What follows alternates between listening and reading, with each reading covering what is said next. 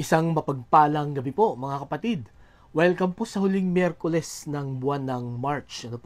Napakabilis nga po ng panahon at natapos na ulit ang isang buwan sa ating pong buhay. Pero ito lang po ang aking sinisigurado. I'm sure ang Panginoon po ay patuloy na kumikilos at kikilos pa sa atin pong mga buhay. Marami po siyang naituro at patuloy na itinuturo po sa atin sa bawat pagdaan ng mga araw. Nawa magkaroon po tayo ng time to reflect. Ano ba ang mga natutunan ko ngayong March na ito? Ano ang mga blessings na pinagkaloob sa akin ng Panginoon? Sapagkat kung ito po ay ating gagawin sa pagharap natin, sa panibagong buwan, ay tunay po na may lakas tayo ng loob sapagkat ang Diyos na sumama sa atin ng mga nagdaang mga araw, nung nagdaang mga buwan, siya rin po ang sasama sa atin, tutulong sa atin sa panibagong buwan at sa mga buwan pa na darating sa ating pong buhay. Kaya mga kapatid, ngayon pong gabi, nawa ay tayo ay handa na sa ating pong pakikinig ng kanyang salita. Atin na pong buksan ang ating mga Biblia sa ating pong talata na pinag-aaralan ngayong pong buwan ng March. Ito po ay makikita natin sa Philippians chapter 4 verse 8. Philippians 4 verse 8, ang sabi dito, "Finally, brothers, whatever is true, whatever is noble, whatever is right, whatever is pure, whatever is lovely, whatever is admirable, if anything is excellent or praiseworthy, think about such things." Pagpalain po ng Panginoon ang pagkabasa ng kanyang salita. Tayo po'y manalangin. Panginoon, salamat po ulit sa inyo pong pagbibigay sa amin ng oras, pagkakataon at lakas para, Panginoon, magsama-sama upang amin pong purihin ka, pasalamatan sa inyong kabutihan, pag-aralan po ang inyong salita at ipanalangin ang mga kapatiran.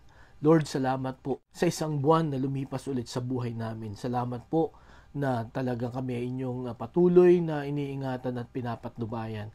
Tunay po, Panginoon, ang dahilan kung bakit kami nakarating sa puntong ito ng buhay namin ay dahil lamang, Panginoon, sa inyo. Sa amin pong muling pag-aaral ng inyong salita, muli mong buksan ang puso't isipan namin. Tulungan mo kaming maintindihan ito at tulungan mo kami na ito'y maisagawa sa amin pong buhay. Ito aming dalangin sa pangalan ni Jesus. Amen. Meron pong mga nag-iyakan doon sa investigation ng Kongreso regarding po sa mga fake news na kumakalat po sa ating bansa nitong mga nagdaang mga araw. At inimbestigahan po ng Tri-Committee ang mga prominent na content creators at mga vloggers regarding nga po dito sa mga fake news na kumakalat. Na sa mga netizens na nagbabasa na mabilis maniwala sa mga ganitong fake news ay talagang makakapagdulot po ito ng ibang emosyon na pwedeng ma-develop sa marahas na pagkilos. Kaya mabuti po, maigi na ito po ay inimbestigahan para ito ay matigil na. Sapagkat ang fake news po, kung tayo po ay hindi natin sinusuri itong mga news na ito na nababasa natin sa social media, ang una po nitong lalasunin ay ang ating isipan.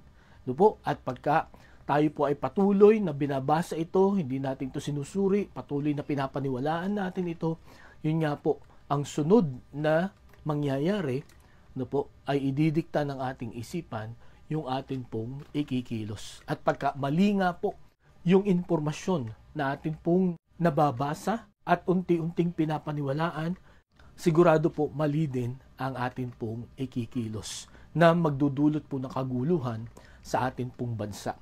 Kaya nawa sa investigasyong ito, kaya po nag-iyakan itong mga content creators na ito sapagkat napatunayan na talagang yung kanilang mga isinusulat, yung kanilang mga pinupost ay puro kasinungalingan at sila ay pinahingi ng tawad ng mga kongresista. Mga kapatid, ngayon pong gabi, kung babasahin po natin ang sulat ni Apostol Pablo sa mga taga-Pilipos, ay makikita rin po natin na isa sa dahilan kung bakit po isinulat ni Apostol Pablo, ito pong aklat na ito ay para din labanan ang mga fake news. Sapagkat nung panahon na yon, si Apostol Pablo nga ay nakulong. At marahil ang kumakalat na mga balita noon ay tapos na ang Kristyanismo. Wala nang magbabahagi ng salita ng Diyos sapagkat nakulong na itong pinaka matapang, no? Pinakamalakas ang loob na magbahagi ng salita ng Diyos sa mga hintil, no po? Pero makikita nga po natin dito na sabi ni Apostol Pablo na bagamat siya'y nakulong, hindi napigil ang pangangaral ng salita ng Diyos. In fact, mas marami pa ang nakakilala. At dahil nga sa kabila ng pagkakakulong niya ay hindi siya napigilan, yung mga hindi nakakulong ay lumakas din ang loob. Kumbaga naisip nila kung ito nga si Apostol Pablo nakakulong, nakakagawa siya ng paraan para maibahagi ang salita ng Diyos, ay di lalo na tayong mga laya. So, itong sulat na ito, ako'y naniniwala, ay ginawa ni Apostol Pablo para labanan ang mga fake news, no? At ito pong lagi nating pinag-aaralan tuwing Miyerkules. Ito po ay solusyon para maiwasan natin na malason ang atin pong mga isipan sa mga ganitong mga balita. Ano po? Sapagkat kung patuloy tayong maniniwala, makikinig dito sa mga fake news na ito, hindi natin muna susuriin, ano po, ay yun nga po, magdi-develop ito ng mga pangamba sa atin na yan po ang makikita natin dito sa Philippians chapter 4 sa verse 6 na ang sabi ni Apostol Pablo dito, don't be anxious about anything but in everything by prayer and petition with thanksgiving present your request to God. So marahil sa puntong ito, yung mga Philippian believers ay naapektuhan na, no, nung mga fake news na kumakalat at sila ay nangangamba. Pero yun nga, binigyan sila ni Apostol Pablo ng paraan para ma-overcome ito.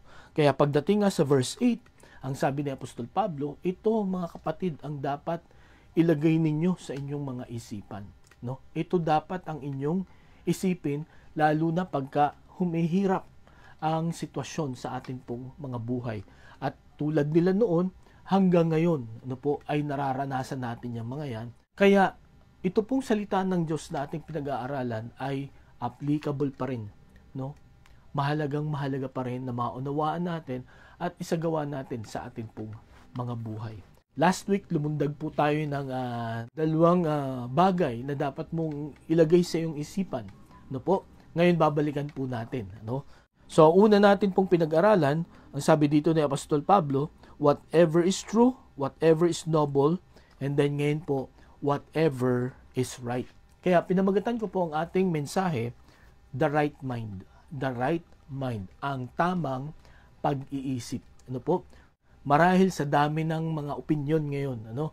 Lalo na sa nangyayari nga po sa ating bansa, lalo na sa pagkakadala at pagkakakulong sa dating presidente natin po, doon po sa The Hague, Netherlands, ay maraming biglang naging mga abogado, no po? At magagaling, no? At marami po silang mga naging opinion na kung ating papakinggan ay talagang iba-iba sila, at kung hindi mo talaga alam ang katotohanan, ay ikaw ay malilito, ikaw ay maguguluhan. Ano po? Kaya ngayong gabi, ano po? Hindi lamang fake news sa politika or sa ating gobyerno ang kailangan dapat nating mapigilan. Ano po? Kundi yung mga kasinungalingan na turo ng ating pong kalaban at turo ng mga false prophets, false teachers, na ang nagiging dulot po nito sa atin, kung hindi natin nga ito mababantayan, tayo po ay lalayo sa Diyos, tayo ay magdududa sa Kanya, mag-aalinlangan, at hindi na tayo susunod sa Kanya.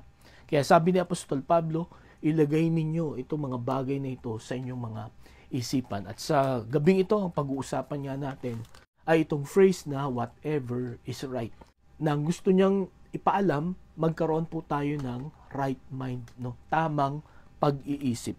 So meron po tayong tatlong makikitang requirements para magkaroon tayo ng tamang pag-iisip. At sa atin din pong pag-aaral nito, nawa makita natin kung tayong hapa ay nasa tamang pag-iisip. At kung sakaling makita natin na malayo tayo or wala tayo sa tamang pag-iisip, ang mensaheng ito ay mag-encourage sa atin, maggabay sa atin para i-refocus ang atin pong mga isipan sa kung ano ang tama. So, ano po ang unang requirement? Ang una, you need to be changed by Christ. Ano? You need to be changed by Christ.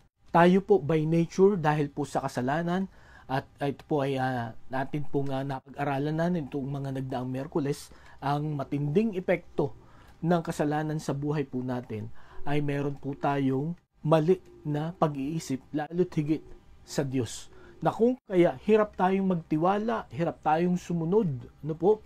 Hirap tayo na tumawag sa atin pong Panginoon.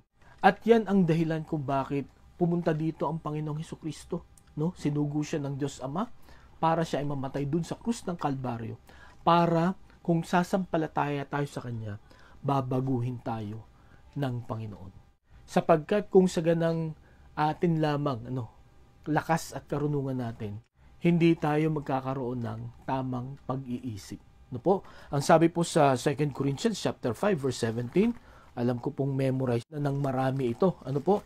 Pero ito po ang mangyayari sa atin once na isinuko po natin ang ating pong buhay sa Panginoong Hesukristo. Ang sabi niya, therefore, if anyone is in Christ, he is a new creation. The old has gone, the new has come. Okay? So, ang isang tao na nakipag-isa kay Kristo, siya ay bago ng nilalang. Yung luma niyang pagkatao, yung luma na natakbo na kanyang pag-iisip, ay mawawala na. At lahat ay pawang naging bago na. So, yan po ang unang paraan at kailangan para magkaroon tayo ng right mind. No? Kailangan baguhin muna tayo ng Panginoong Hesukristo. Kailangan tanggapin natin si Jesus bilang sarili nating tagapagligtas. One thing is sure, mga kapatid, kung tayo po ay laging may masamang iniisip, di po ba, sa ating kapwa, sa bawat sitwasyon, wala tayong kapayapaan at madalas nagkakasakit tayo, di po ba? At marahil, walang taong gustong makipag-usap o makipagkaibigan sa atin kung ang lagi nating iniisip sa makakausap sa atin ay gagawa ng masama. Di po ba? At ayaw natin yun. At ayaw din ng Diyos yun, na manatili tayong ganun. Masama ang ating isip. Lalo tigit sa ating pagtitiwala sa Diyos. No? Gusto ng Panginoon, bumalik tayo sa Kanya, magtiwala at sumunod tayo sa Kanya. Kaya, the moment na tinanggap natin si Jesus bilang sariling tagapagligtas, babaguhin niya ang ating pagkatao. At ang sabi pa dito sa Romans chapter 12 verses 2 and 3, again, I believe ito ay memorized na rin natin, very familiar na sa atin itong talatang ito. Pero maganda na atin pong basahin para makita natin po ang katotohanan. Atin pong pinag-aaralan ngayon pong gabi ito. Ang sabi dito, do not conform any longer to the pattern of this world, but be transformed by the renewing of your mind. Then you will be able to test and approve what God's will is, His good, pleasing, and perfect will. For by the grace given me, I say to every one of you, do not think of yourself more highly than you ought, but rather think of yourself with sober judgment in accordance with the measure of faith God has given you.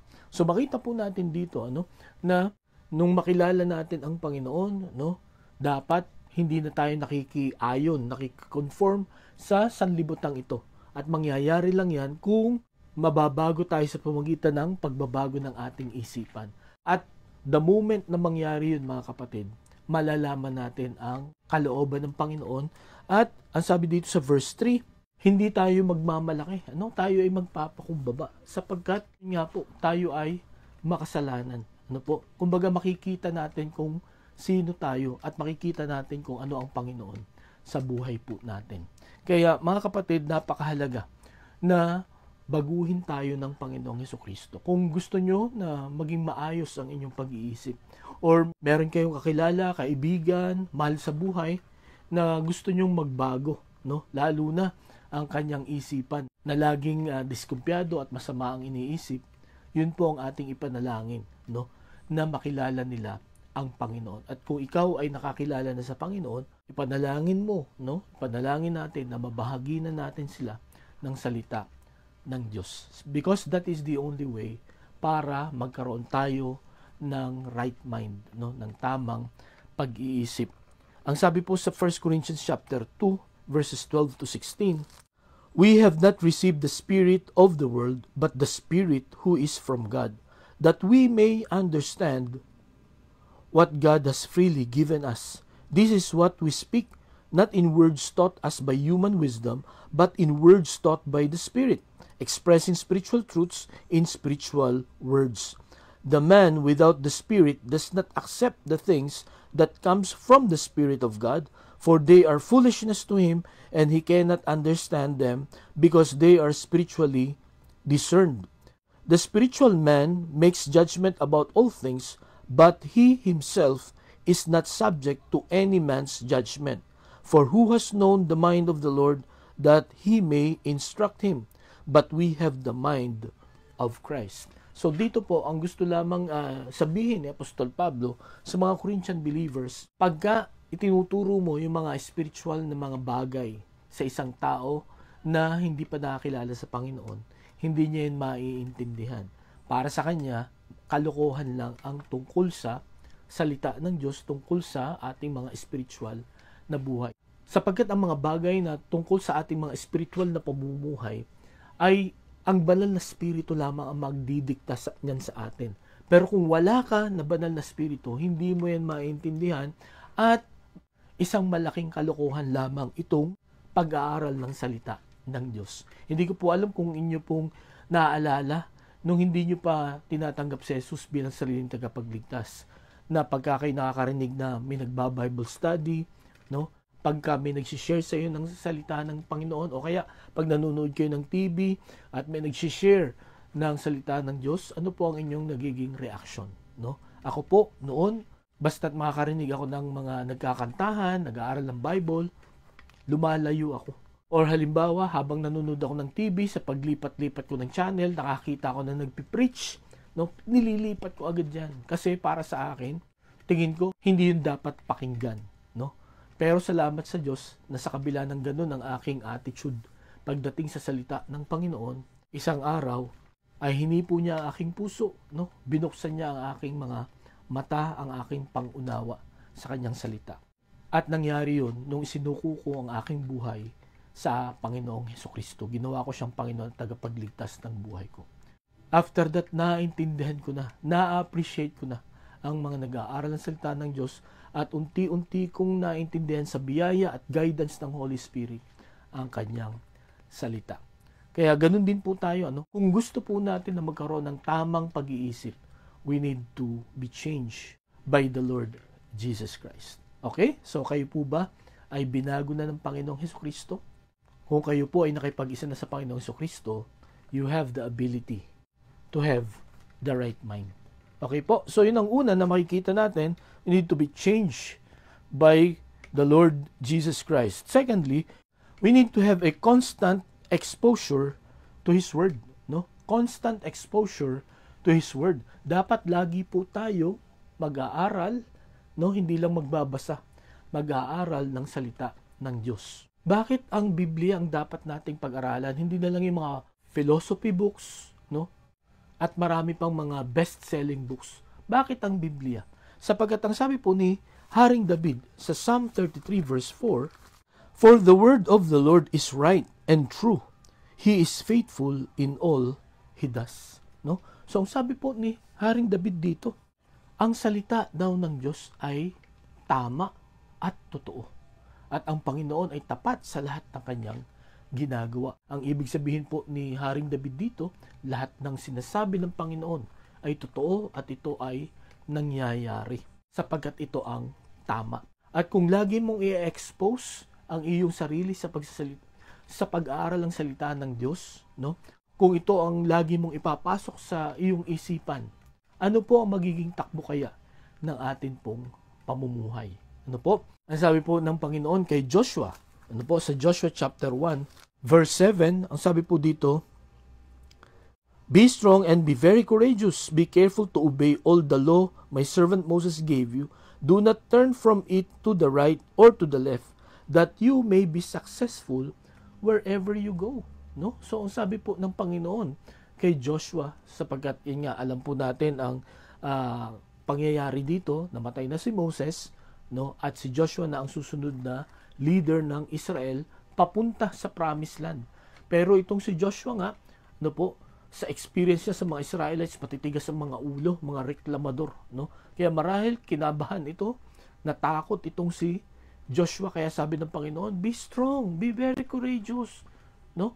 Laksan mo ang loob mo, maging matapang ka. At ang sabi dito, itong utos ko na binigay ko kay Moses na binigay niya sa iyo, dapat sundin mo yan. No? Huwag kang pupunta sa kaliwa o sa kanan. At ang sabi dito, so that you may be successful wherever you go. So napakaganda po ng pangakong ito ng Panginoon kay Joshua. At ito nga ang kanyang sinunod. No? Talagang sinunod niyang lahat ng utos ng Panginoon. Kaya after 45 years, nung pagpasok nila sa Promised Land, hindi naging madali, ang kanilang pagpasok, ang daming mga labanan. Pero makita natin doon dito sa Book of Joshua, every time na sinusunod nila ang Panginoon, mabilis nilang natatalo yung mga kalaban, yung mga nag-occupy ng Promised Land. Pero nung one time hindi nila sinunod ang Panginoon, matinding kapahamakan ng kanilang naranasan. At ang sabi dito sa Joshua chapter 11 verse 23, sabi dito, so Joshua took the entire land just as the Lord had directed Moses and gave it as an inheritance to Israel according to their tribal divisions. Then the land had rest from war. So dito po sa talatang ito makikita natin na nagtagumpay itong si Joshua. Di po ba? Katulad ng pangako ng Panginoon doon sa Joshua chapter 1 verse 7. No? Sundin mo lang ang utos ko, wag kang pupunta sa kaliwa o sa kanan, diretso lang, and you will be successful wherever you go. And then 45 years after, ito na nga ang nangyari. No? Joshua took the entire land. No? And then sabi pa dito sa last phrase, then the land had rest from war. Walang nakatalo sa kanya. At kung babasahin pa natin itong chapter 12, nandito ang listahan ng mga kaharian na tinalo ng Israel sa pangunguna ni Joshua. So, ang isa pa po na gusto kong makita natin, dito po sa Psalm chapter 1, makikita po natin dito ang sinulat ni Haring David. Ang sabi dito sa Psalm chapter 1 verse 2, but his delight is in the law of the Lord, and on his law he meditates day and night. Verse 3, he is like a tree planted by the streams of water, which yields its fruit in season, and whose leaf does not wither. Whatever he does, prospers. Okay? So, ito pong panahon ni Joshua hanggang sa panahon ni Haring David, ay makikita po natin. Ang pagitan po nito ay almost 300 years. At makikita po natin na yung formula na binigay ng Panginoon kay Joshua para magtagumpay, na yun ay pag-aralan ang salita ng Panginoon, sundin ang salita ng Panginoon, yun din po ang formula na naranasan ni King David. Lalo na kung babasahin ninyo ang kanyang naging buhay. Ang sabi dito, if you will always meditate day and night, His word, you will prosper, you will be fruitful. Kaya ang sabi po sa 2 Samuel chapter 8 verse 14, he put garrisons throughout Edom, and all the Edomites became subject to David. The Lord gave David victory wherever he went. The Lord gave David victory wherever he went. Okay? Bakit po nangyari yun? Sapagkat ang sabi nga dito sa Psalm, sa sinulat na awit ni Haring David, he meditates his word day and night. At dito pa sa Psalm 119, 164, ang sabi niya, 7 times a day I praise you for your righteous laws. So, ang sabi ni Haring David, 7 beses sa isang araw ako nagpupuri sa iyo dahil sa iyong salita. So, ito si Haring David, kaya siya nagtagumpay. Because he was exposed to his word, to God's word. Ganun din po si Joshua. Kaya siya nagtagumpay. So kung gusto mo magtagumpay sa buhay na ito, katulad ng dalawang ito, you expose yourself to his word. Alamin mo kung ano ang sinasabi sa iyo ng Panginoon. Punuin mo ang iyong isip ng salita ng Diyos. Why? Sapagkat ang sabi nga sa Psalm 33 verse 4, God's word is right and true. Okay? Hindi ka maliligaw ng landas, hindi ka mapapasama, Pagka in-expose mo ang sarili mo sa salita ng Diyos. At ang sekreto ng dalawang ito, si Joshua at saka ni King David, bakit naging prosperous ang buhay nila? Sa kabila ng maraming pagsubok. Hindi sila nawalan ng pagsubok, pero because they exposed themselves to God's words, no, they were able to overcome those obstacles, no. They became victorious over those battles, no, na nakaharap nila sa buong buhay nila. Ganun din po ang mangyayari sa atin, mga kapatid, if we will expose ourselves to His words. Kung pupunuin natin ang ating pong isip ng salita ng Diyos, we will develop a right mind. And when we have a right mind, we will have a right kind of life. Di po ba? So, ngayong gabi, mga kapatid, nawa ay ma-encourage tayo na lagi nating pag-aralan ang kanyang salita. Hindi ko po kayo ini-encourage na magbasa ng salita ng Diyos para lamang may magawa tayo, no, or para pahirapan tayo, no, or ubusin ang ating pong mga oras. Kundi ini-encourage ko po kayo sapagkat nakita ko sa salita ng Diyos ang malaking maitutulong po sa buhay natin when we are exposed to God's Word.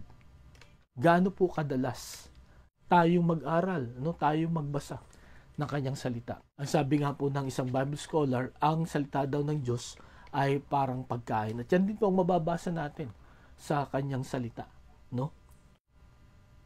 So nawa kung gaano tayo kadalas kumain physically, sana ganun din kadalas natin pakainin ang ating spiritual na katawan. Okay? So, yan po ang paraan para magkaroon tayo ng right mind, no? Ang una, we need to be changed by Christ. Secondly, we need constant exposure to His Word. At ang panghuli, we need to have courage in applying His Word.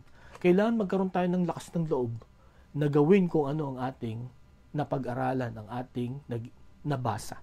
Okay? Sapagkat yan ang expression ng right mind, no? Right mind, right manifestation, no? Kung tama ang laman ng ating pong isipan, tama din po ang ating pong pamumuhay. Yun nga po, kung babalikan natin sa Joshua chapter 1 verse 7, when we expose ourselves, no, to His Word, no, we will be prosperous. We will be victorious, no? At kung sakaling may mga mabibigat tayo ng mga problema, pinagdadaanan, no po, alam natin kung ano ang gagawin natin. Sapagkat ituturo ng Panginoon kung papaano. Pero tandaan natin, hindi ito itinuturo sa atin para paasahin tayo na pagka ginawa natin ito, mawawala na mga problema natin, no? Gaganda, sisigla ang buhay natin kaagad-agad, no? Hindi po. Kung papansinin niyo po itong si Joshua at saka si David, tumindi ang mga labanan sa buhay nila. Pero ang maganda doon, ang pagkilos ng Panginoon ay nakita nila, naranasan nila, no? At yung tagumpay na buhat sa Panginoon ay naranasan nila nung sila ay sumunod, no, sa atin pong Panginoon. At yan din po ang pangako ngayon pong gabing ito. If we have the right mind, no, katulad ng sinasabi ni Apostol Pablo sa Philippians chapter 4 verse 8, maraming mang problema na dumating, maraming pagsubok, maraming mga hamon. If we have the right mind, we will be able to survive, we will be able to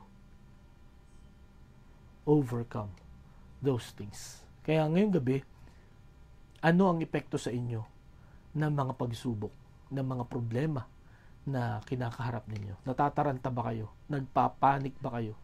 Feeling nyo ba wala na kayong pag-asa? Mga kapatid, sinabi ni Apostol Pablo sa mga Philippian believers, whatever is right, think on these things, no?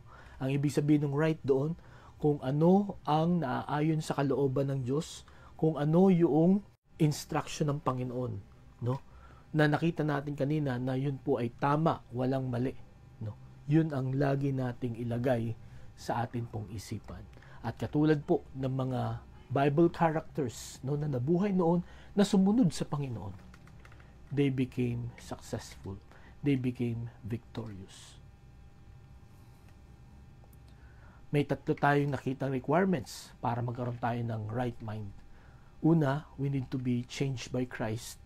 Secondly, we need constant exposure to His Word. At ang panghuli, we need to have courage in applying His Word. Nawa mga kapatid, ang salita natin pong pinag-aaralan ngayong gabi ay magdulot po sa atin na magkaroon ng right mind. Tayo po'y manalangin.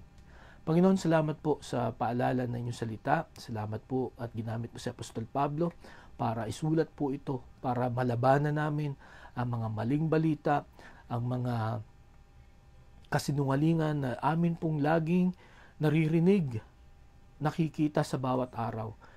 Tulungan mo kami na maging matiyag, mapagbantay. At tulungan mo rin kami na ang lagi lamang ipasok namin sa aming mga isipan ay yung tama. At yun po ay makikita lang namin sa inyong salita. Upang maging tama ang perspektibo namin sa bawat pagsubok na aming nararanasan at maging tama ang aming reaksyon, na maging tama ang paraan ng aming pong pamumuhay. Kung meron pong isa o dalawa o ilan sa amin pong sa mga nakikinig at nanonood ngayon pong gabi na may pinagdadaan ng mabigat na mga problema, Lord, dalayan ko po, kumilos ka sa kanilang mga isipan, sa kanilang mga buhay, sa kanilang mga puso. Katulad po ng naranasan ni King David, ni Joshua, at nung marami pa na mga Bible characters, tulungan mo kami na sumunod sa inyo upang maranasan din namin ang victory. Salamat po, Panginoon, sa pagsama mo sa amin at naway pagpalain mo ang inyong salita sa buhay namin. Salamat po, Panginoon, ito aming dalangin sa pangalan ni Jesus. Amen. Maraming salamat po sa inyong pakikinig. Pagpalain tayo ng Panginoon. Mag-ingat po tayo at magandang gabi po sa bawat isa.